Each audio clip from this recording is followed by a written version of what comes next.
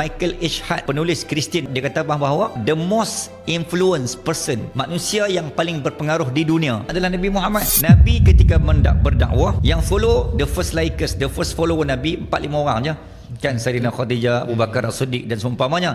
Tapi sampai 1400, sekarang dah 1447, Nabi wafat 11 Hijrah.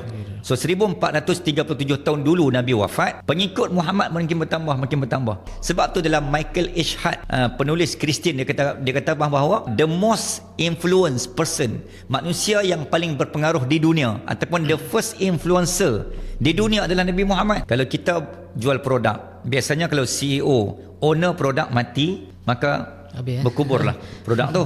Mungkin boleh bertahan 2 tahun 3 tahun. Bayangkan ini Nabi Muhammad bawa produk Islam, pengasas yang bawa tu dah meninggal lama dah, ribuan tahun, tapi follower, pengikut semakin bertambah. Bermaksud keberkesanan dakwah yang dibawa, produk yang dibawa itu produk yang berkesan.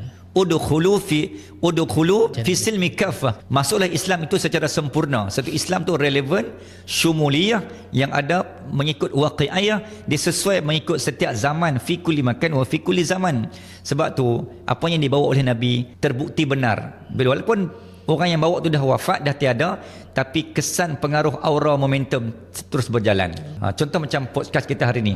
Walaupun saya dah balik sekejap lagi, tapi penonton tetap akan bertambah. Betul, kan? betul. Macam tu insyaAllah. Amin. Tepuk tangan sikit. Amin.